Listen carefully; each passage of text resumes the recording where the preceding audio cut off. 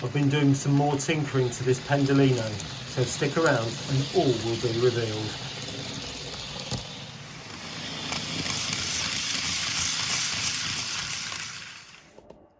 Well, welcome back. Now, so you might be thinking, well, what have I actually done?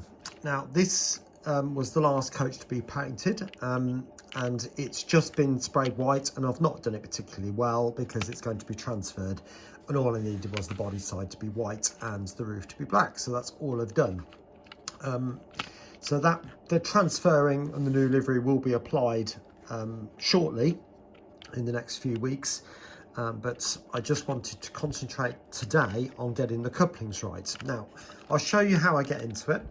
You literally just put your fingernails underneath the body, both sides.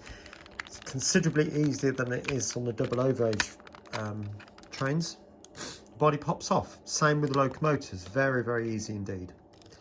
And then you've got these little clips down the side of the chassis, if you like, and that just holds in the seating. This is a little bit more fiddly. Oops, see, that one's popped out again. So you could pop something in there if you chose to. I'm just going to undo those three, actually those four, and you see that pops off. Okay, now this is a first class coach, and we know that because it's got table lamps there, which on the original version do light up. And there's your neon, not neon, your LEDs there. Okay, so obviously that would light up under each table. All right.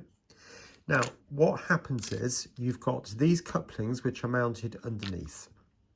Now, the original couplings that come from Rapido trains, if I just get this one out the packet, that is one of the originals. All right. So you've got electrical connections on the top, which then connect to send power through the coupling to the next carriage. So in theory, it picks up from every carriage and every part of the train. Personally, I didn't find it that effective, but that might have been just my situation at the time. So some of you may already have these, some find them perfectly fine. But you know, it comes down to different situations, doesn't it? But the problem I was having is that these couplings were very rigid. So when something was connected that way, it wouldn't allow any movement that way, only that way. So if you tried to take the train up more than a 2% incline, which Revolution don't recommend, by the way, 2 is the maximum, I used to find that it would lift the carriage wheels off the track. So obviously you'd cause a derailment. So I had to do something with these. I tried all sorts of different things, even down to modifying them and creating my own version. These do look horrendous, but the idea was that slotted in there like that. The Dapol 156 has got a very similar type of arrangement between its two carriages, and it works very, very well. So that's why I went for that. But obviously being 3D printed, I had to put some bulk into it so that it wouldn't just snap off, because this part here would have been very, very flimsy and just broke off, which wouldn't have done any good. It's strong enough, and there's certainly a lot of movement in the coupling, but as you can see, it just looks awful. So that was going out the window. So what I decided to do was to create a NEM pocket type version. Excuse me. So I made these, and you can see that's based on that shape and the size of it and how far it hangs down and all the rest of it. I did notice there is a slight overhang at the front there, if you can make that out. You might be able to make it out just because it clips on this part just at the front here. It rests there, and if that lip wasn't there, the whole coupling would literally just fall through. Now, I am aware that these couplings also had springs on them, and yeah, I know they're self-centering springs. I know they're probably there for a reason, to pull the coupling back and hold it in place. But to be honest with you, even though these are very, very loose, they do work reasonably well, as you will see. Now, I did make some NEM pockets and simply glued those to this face just here. All right. Now, I did find by using these Graham Farish standard Rapido couplings that they were pulling out, so I did have to glue them in with a bit of super glue, but on the whole it works fine. So you just reconstruct that, make sure it's in the enclosure, so there's like a little part going around the side there, so you've got to make sure that it's all firmly embedded into that bit, and then pop that back on and that back on, and it should just snap in and everything lines up as it should. Okay, that's like so. And once that's in place, just check that there's complete free running. Well, that's what I did anyway. Let's stress at this point, this is not a how-to video, this is what I'm doing to solve a problem. So I'm not showing you how to do it, if that makes any sense, because I really don't recommend you start bashing your train around, unless of course yours is in the similar situation to mine, in which case it just does not work. So anything I did was going to be an improvement. I think it goes on that way around, I believe. Actually, there is a little arrow in there, I think. Or is there? No. Oh yeah, there is. Yeah, so it goes that way. That way around. Okay, so that's pretty much it. Now, I've left these bits off for the time being, which are, excuse me while I find one, these things, because I just want to get the train running properly first, and I don't want to hinder the movement of that. I'm sure that won't do too much, these bits. I'm sure they won't cause too much of an interference, but as you can appreciate, I just want it running properly. That's the whole point of buying the train, and if I can get it running properly, you know, there we go. Right, let's take you up to the track and I'll show you how that works out in practice. Well, I have to say, this Pendolino has been running for, well, about half an hour. I wouldn't say faultlessly, because there's been two issues, and I'll explain what they are when it comes round again. One, the power car keeps uncoupling, so I've put some white tack into the coupling, but also this bogie at the front of that, underneath the pantograph, the front one there, I can't keep up with it, but the front bogie was literally just doing that as it come round, but then when it got round to those points on there, over there, the wheel was just jumping back on. So I decided to swap those out for Farish wheels, and I'll show you those here now. I've got two left, so I've got one more bogie I can do, and as you can see, since I put those on, it's run absolutely faultlessly. So I don't say fingers crossed, but you know what I mean. I think it's time now we take it into the shed. The reason for that is because that acts like, kind of like London Euston, if you like. That's the terminus at the other end of the line when it's going south, so that a train would go from there into there, around and into the shed, then join the main line back again and go round that way, and then come off and then come round into Piccadilly. Okay, and then it does the same reverse again, off like that, into the shed, back round that way and back into Piccadilly. So that's what I want it to do. So I'm going to reposition the camera so you can see this portion of track here, and I'm going to start slowing the Pendolino down a bit.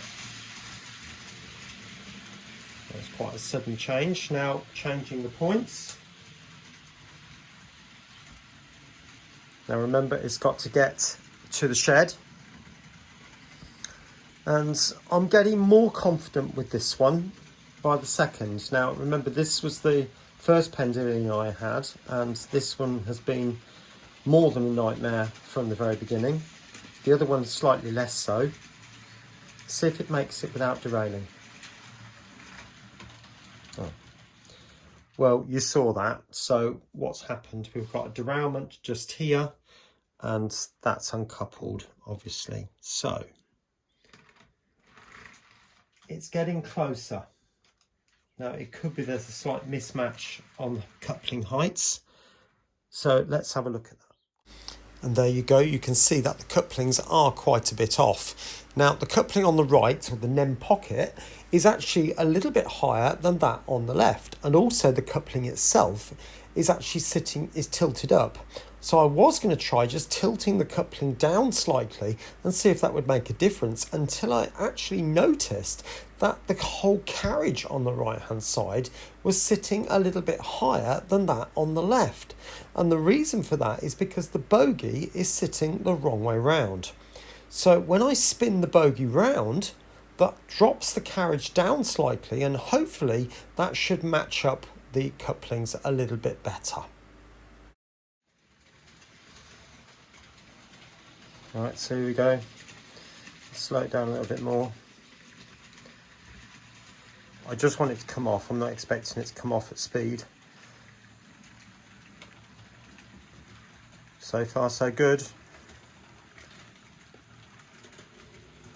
Slowing it down a bit more. As it starts to enter the shed. Oh, another derailment. Not sure what caused that.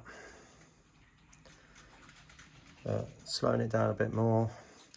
I mean, to be honest with you, this performance is, well, 3,000 times better than it would have been. I mean, I couldn't have come off the main line without half the carriages derailing at the first point down here. And obviously when I had the diamond crossing in, then pretty much everything would come off. But anyway, I'll call that bit kind of a success.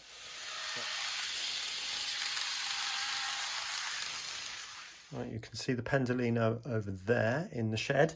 So what I want to do now is to run it back onto the main line. So down here, down this track, and then back onto this line, the inner line, okay, and run that way around. So let's give that a try.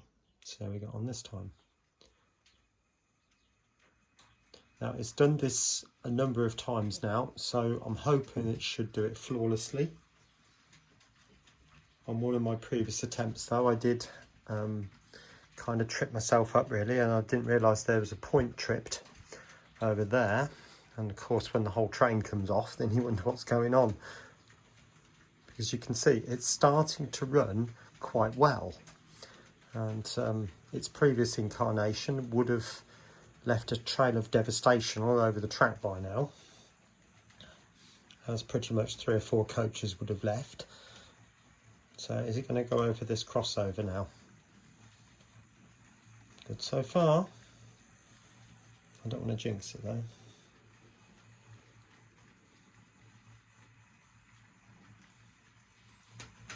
No, one's come off. You can see that. Okay, so I'll put that back on and hopefully see what's happening with that. Right, carrying straight on from where we just left off.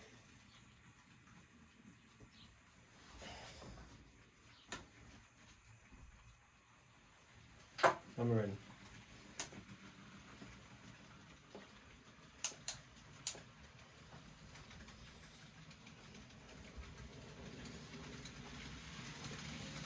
Give it a bit of speed. So apart from that one little hiccup, it's managed to rejoin the main line and is running, I'm careful to say this, beautifully.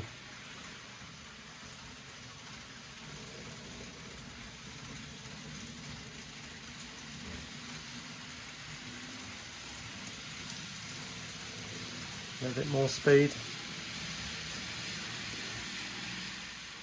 Right, so I'm going to slow the Pendolino down slightly, ready for coming off the main line. Just double checking that all the points are set. And it does look as if we're correct. We are going into platform 8, which is this one next to the 800 there. So excuse me as I zoom you back around. And I'm going to switch that point and slow it down just a tad more. So you'll see it take the junction. So that's going very well.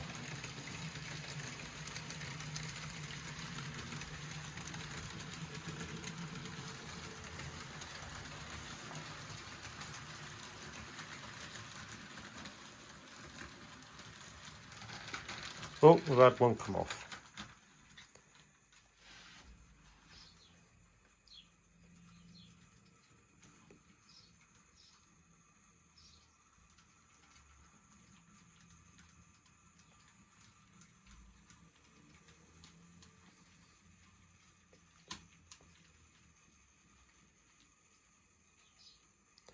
And bringing it to a stop just there. Well, I'm not going to breathe too soon where this train is concerned, because it will always throw up some kind of curveball or give me some surprise in one way or another. But I've done the same experiment a few times since the time you saw it in the video earlier, and it's done it almost perfectly. I'm never going to say it's absolutely spot on, because it isn't, but it's considerably better than the way it used to be. The train is pretty much useful now, and I will keep experimenting. I will keep adjusting. It's had some more wheels attached to the bogies, some of the original wheels swapped out for the Farish ones.